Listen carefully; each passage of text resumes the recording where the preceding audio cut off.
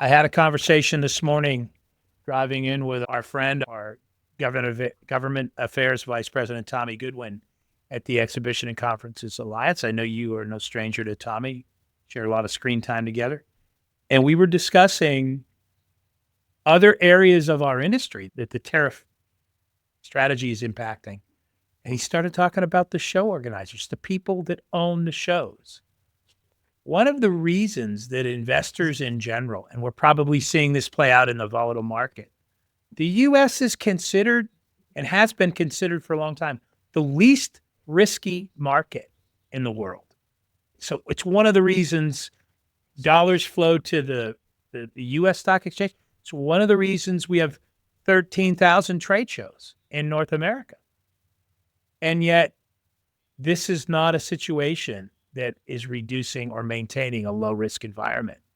There has been a trend Tommy was talking about, and I'm aware of this from my visit with the CISO conference 2 years ago, Society of Independent Show Organizers.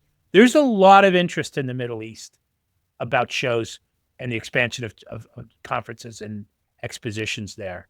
So much so that Europe has already lost a lot of shows because of movement over there.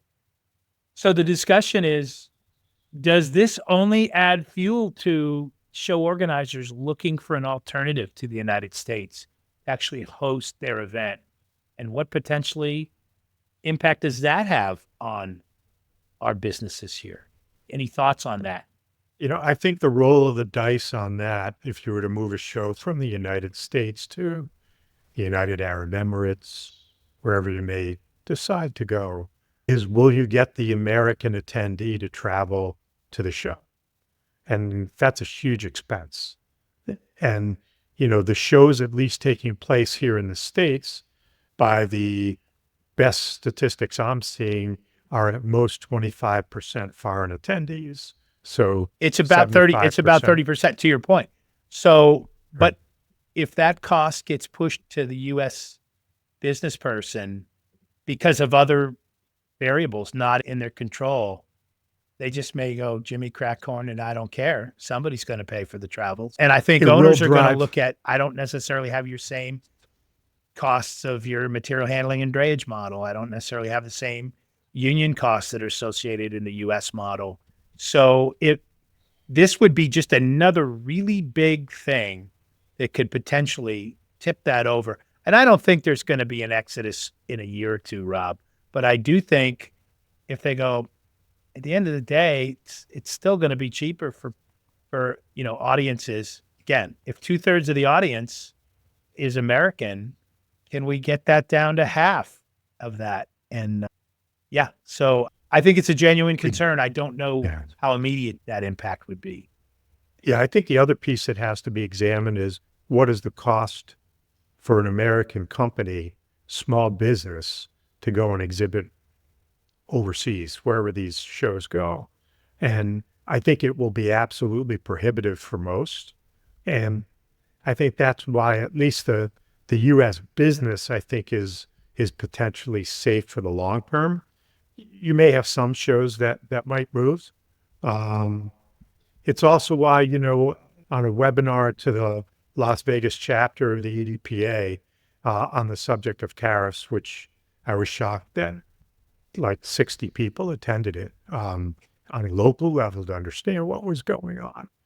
One of the things, I was asked, well, what do we do to protect ourselves? And I said, well, the first thing you do is on every quotation you send out, you make sure it's clear that this pricing is subject or is based on current tariffs, taxes, and duties, and that any changes in those tariff, taxes, and duties will potentially change the pricing of this quotation. Because you can't, to your point earlier today, Chris, you can't hold your price valid for 48 hours right now because you don't know what's going to happen. It's a great point. And that was somewhat problematic when we were thinking about lighting and aluminum, although we weren't having the speed of change, which we're seeing right now.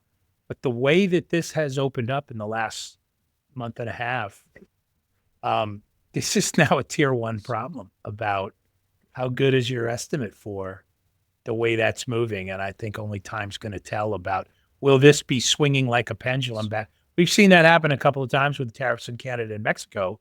And, honesty, in the beginning, I thought, oh, it's the original intent. You put a tariff in, it disrupts the behavior that you're unhappy with, and you're seeing people make improvements and changes. It looks like a brilliant strategy, but it's not a brilliant strategy, as now you're seeing others come back with retaliatory and just across the board tariffs. And I don't think I'm a small business owner doing forecasts for both revenue and budgeting. And it is the wild, wild west right now with my leadership team as we're trying to just forecast what the next quarter and the rest of the year is going to look like. So, But that thought process, Chris, is also the thought process on tariffs is also one in a vacuum, because ultimately what the administration is saying is that these tariffs are going to drive American jobs, so American manufacturing, and we're going to make more here. We don't have a workforce to do well, that. that's an excellent point. We know this is another huge subject, which we've tackled many times. We have a workforce problem, and there's a shortage. There's a talent shortage. There's a body shortage. If the strategy worked and U.S. and companies started saying, we're building plants in the U.S. because we want to skip the tariffs. I know the plants aren't going to be built overnight, but this is a generational problem on labor. There's no quick fix there.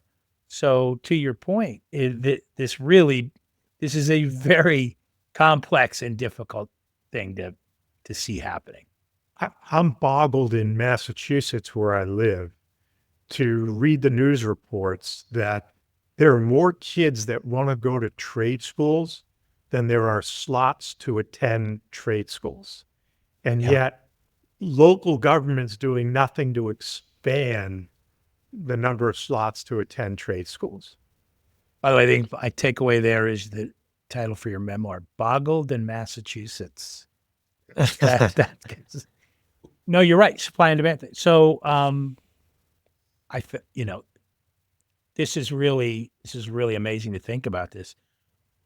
But then you take the whole disruption in the academic world, right? And to your point about how people are feeling about 4-year academic degrees and the costs of that and the return on that investment. So you are having this awakening to trade skills jobs and what that pay is, and maybe there isn't a stigma, because I think we were all told when we were much younger, you must go to a 4-year academic college. Being a plumber is not a real job, or a mechanic. It's fine for a hobby.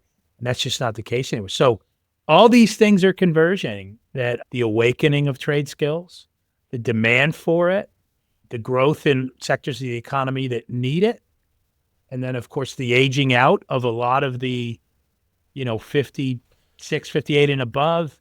And there is now a push to bring manufacturing back to the U.S. in a bigger way than it's ever been pushed. I don't know how. I don't see it yet. I don't see the winning chess strategy to win that game.